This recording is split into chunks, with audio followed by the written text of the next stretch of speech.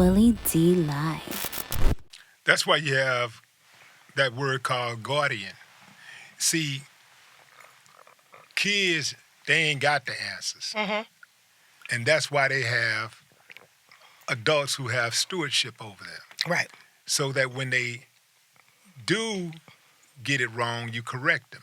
Mm-hmm. Or when they are looking for, they need to be guided. So Yeah. you guide them in a certain way, in the way that they should go. That's right. And, sometimes, they Do what they want to do. they end up doing what they want to do Yeah, but anyway. that's why we go to church, and that's why the Bible, you read the Bible, and that's why you have morals, and you grow up with these morals. You grow up with this list of things based off of your religion that's outside of you, that helps guide you.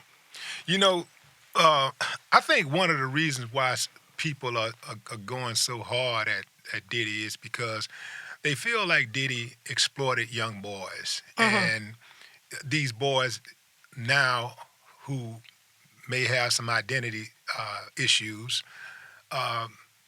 they can't help it. And here's the thing. Well, Yeah, no, I know. Yeah. I just hearing you say that disgusts me because, who do you think you are? The power, the money and the power and your position has taken you to a place of not only greed, but to put these young boys who have the desire to be in the industry in a compromising position. Not just that. The freak shows to videotape. You ruining other people's life. So, okay, there's always been Hollywood freak parties and drugs and sex and women and prostitutes and groupies and people who would do whatever they wanted to do. But to now have pastors stepping down, athletes, you know what I mean? People running and hiding because they were involved in your freak show willingly, of age, and now because you have secretly recorded these people without their permission, now you've shunned them. Now I want to go back and look at all these people in the industry who killed themselves. Now it makes you want to go back and say, well, hey, because we used to say people in hip hop normally didn't commit suicide, especially being black and successful. Like, wow, were they being targeted? Were they being extorted? Like, this is why I'm not a fan of people who is not like down with the whole LGBTQ whatever.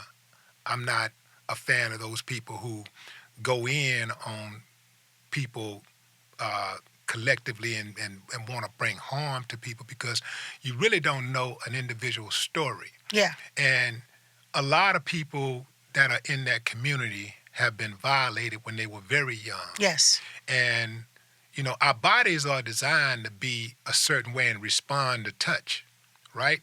We're also designed to respond to images. And so even if you are a boy and if you're young and you don't know what's going on and somebody touch you, you don't know what to feel. So you feel your body betrays you. Your body don't say, oh, you're not supposed to feel this way because that's a man. Or you're not supposed to feel this because that's a woman. yeah, Or you're supposed to feel this because that's a woman. You're too young to know all of this. And this is why I'm not a fan of this whole movement of kids being able to name their gender. Like, well, he don't know what he is. He wants to be a girl. Let him be a girl. If that's what he wants, let him decide what he wants to be. Some people are not signing birth certificates. They're not. right, They're signing the birth certificates, but they're Right. not.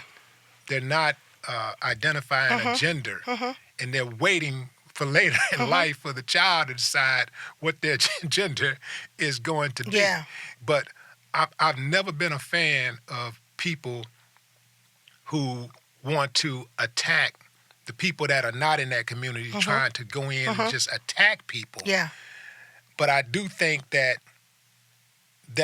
community, because they have tried to push their agenda on others and force it actually into our schools and all of this type of stuff, there has been a lot of pushback and a lot of vitriol aimed at that community because of that more than anything. Because, like you say, there's always been men who like men, boys who like boys, girls who like. Of course. But it's totally different when they are trying to force it on people, and they're trying to force it on society. And, like, we're not forcing this thing that we have on you.